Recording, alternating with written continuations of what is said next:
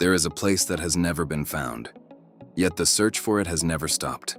An entire continent that, according to some of humanity's oldest records, simply disappeared beneath the ocean in less than a single day. Atlantis. And what many people don't know is that when researchers began cutting this story apart, separating fact from fantasy, what they uncovered was even more disturbing than the legend itself. The story of Atlantis begins with a single man. Plato, the Greek philosopher who lived around 428 BC, was the first person to record the existence of this civilization in two of his philosophical dialogues, Timaeus and Critias. He described Atlantis as an island larger than Libya and Asia combined, located beyond the Pillars of Hercules, what we now know as the Strait of Gibraltar. It was said to be a powerful nation, technologically advanced for its time, with elaborate architecture, sophisticated irrigation canals, and an army capable of challenging the greatest powers of the ancient world.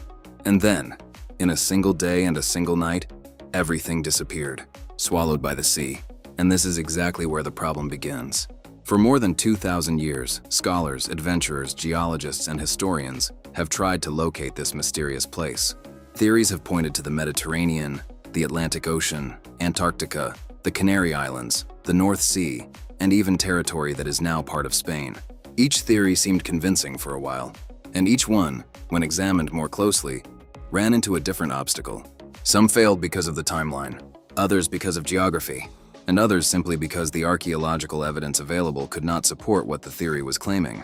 And yet, every time a new discovery was made beneath the ocean, the debate came roaring back.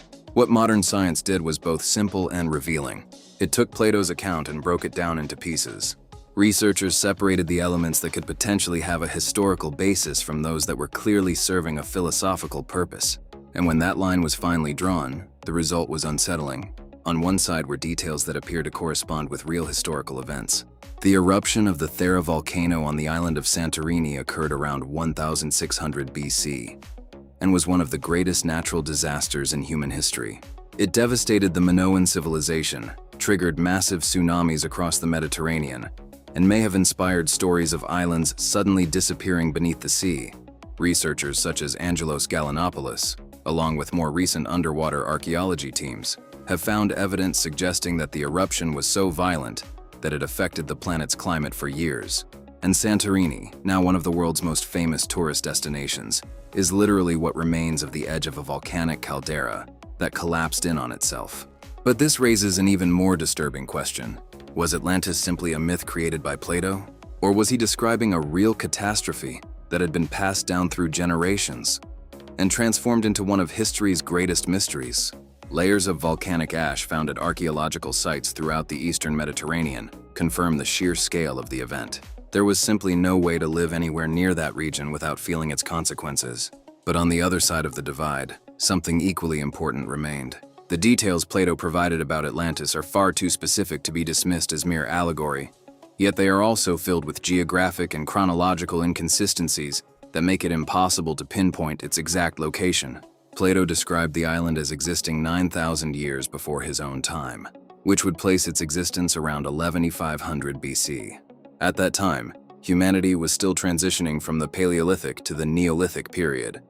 There were no cities, no advanced metallurgy, and certainly none of the sophisticated political structures Plato attributes to the Atlanteans. And this is the very point that continues to divide researchers to this day. One school of thought believes Plato was using Atlantis as a literary and philosophical device. The story would serve to illustrate the dangers of arrogance, greed, and abandoning moral values, themes that were central to his work. From this perspective, Atlantis never existed as a physical place. It was a metaphor, deliberately constructed with convincing details precisely because it was meant to serve as a warning. A perfect civilization that became corrupt and was ultimately punished by the gods would have been exactly the kind of story Plato could use to teach his students about ethics and politics. In this interpretation, the specificity of the details was a deliberate storytelling technique. The more real the story feels, the more powerful the lesson behind it becomes. But there is another school of thought. Its supporters argue that Plato may have had access to genuine historical records, possibly passed down orally through generations of Egyptian priests, just as he himself describes in his writings. From this perspective, the story of Atlantis could be a distorted echo of real events, Perhaps the destruction of Santorini. Perhaps the collapse of another coastal civilization lost to time. Or perhaps something that still lies buried beneath the ocean, waiting to be discovered. Egyptian priests were known for preserving historical records with a level of accuracy that impressed the Greeks themselves. Herodotus, often regarded as the father of Western historiography, also relied on Egyptian sources in his research. So the idea that Plato may have done the same is by no means absurd. What makes this debate even more fascinating is what modern technology has begun to reveal about the ocean floor. Less than 20% of the planet's seafloor has been mapped in detail.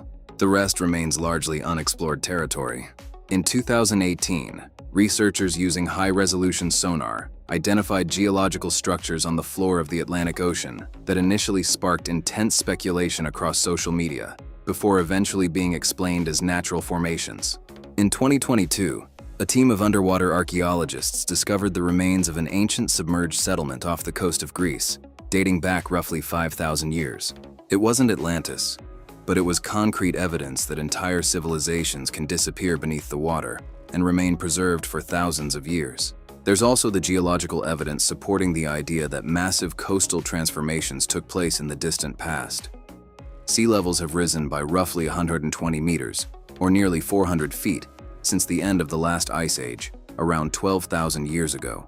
That means entire coastal regions once inhabited by human populations are now underwater. This isn't fantasy. It's basic geology.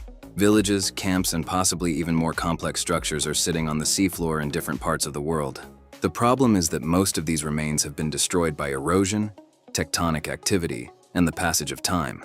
But some survived. And every time one of these ancient sites is discovered, the question of what else might be hidden beneath the waves becomes even more compelling. It's also worth remembering that humanity has already lost entire civilizations without leaving behind easily detectable traces. The city of Troy, which was considered a fictional creation of Homer for centuries, was discovered in the 19th century by Heinrich Schliemann in what is now Turkey.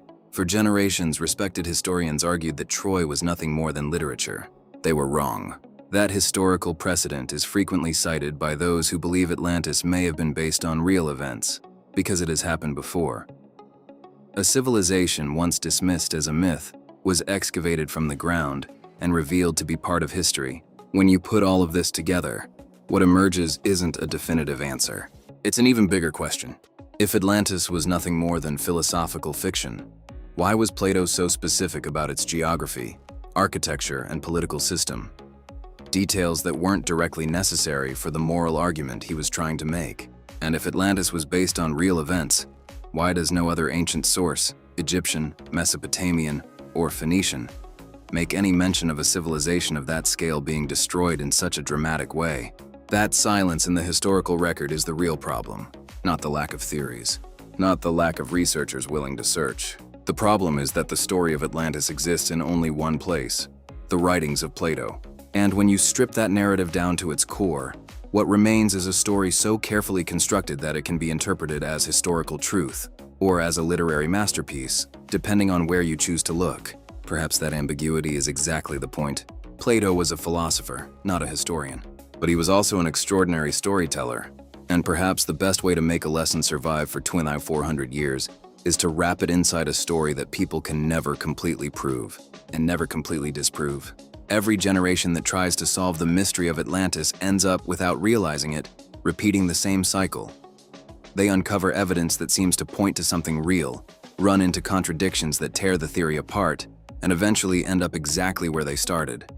Fascinated, without answers, and unable to let the mystery go. Atlantis may still lie somewhere at the bottom of the ocean, or perhaps at the bottom of the human imagination. And maybe it doesn't even matter where it truly is. What matters is that the search for Atlantis has never stopped. And as long as less than 20% of the ocean floor has been explored, there will always be a reason to keep searching. Every new dive, every new sonar scan, every new analysis of marine sediments carries the same remote yet irresistible possibility that this time, something will finally emerge from the depths, something capable of changing everything we thought we knew about humanity's past.